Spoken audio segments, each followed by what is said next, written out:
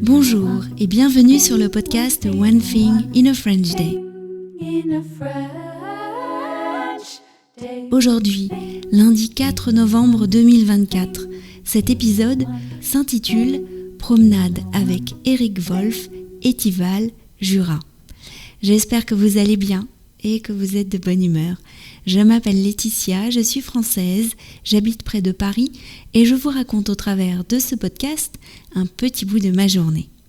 Vous pouvez vous abonner pour recevoir le transcript, le texte du podcast qui est envoyé par email à chaque fois qu'un épisode est mis en ligne.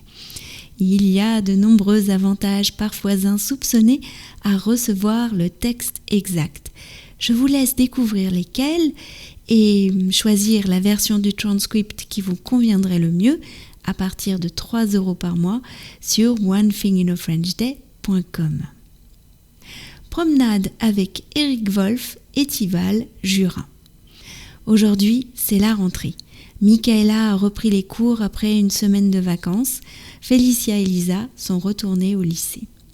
Notre deuxième semaine de vacances a été studieuse mais lumineuse car nous étions de retour dans le Jura. Nous avons eu un temps magnifique, grand ciel bleu tous les jours.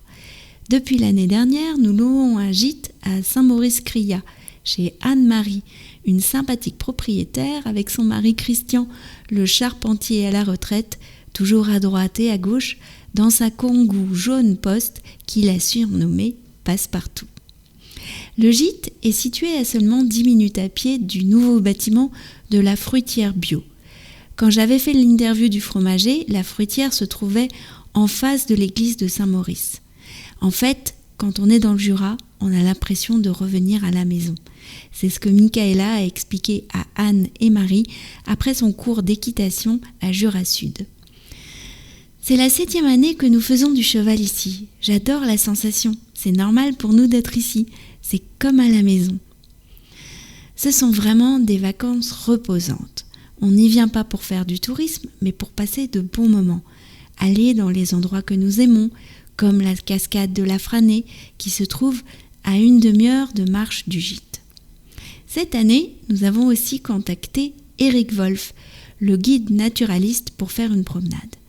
Il nous a proposé de nous retrouver à Étival, son village. Nous sommes retournés sur le Mont Paradis, 4 ans après, mais cette fois avec les filles. Nous avons découvert des nouveautés par rapport à notre dernière visite. Par exemple, la restauration d'une zone humide. Cette zone avait auparavant été drainée pour en faire des pâturages, mais ça n'avait jamais vraiment bien marché. Les zones humides sont importantes pour la biodiversité, nous a expliqué Eric Wolf, et surtout, elles captent énormément de CO2, beaucoup plus que les arbres. C'est un processus plus lent, mais très efficace. C'est exactement ce que j'ai vu en cours, a chuchoté Michaela à mon oreille. De là où nous étions, en hauteur sur le Mont Paradis, la zone humide située dans le creux entre le Mont Paradis et le village était clairement délimitée par une couleur sombre très différente des prés alentours. En descendant du Mont Paradis vers les 2 lacs d'Étival, nous avons emprunté un chemin boisé. Vous voyez ces traces ? Attendez, on va retirer les feuilles autour. Ce sont des traces de sangliers.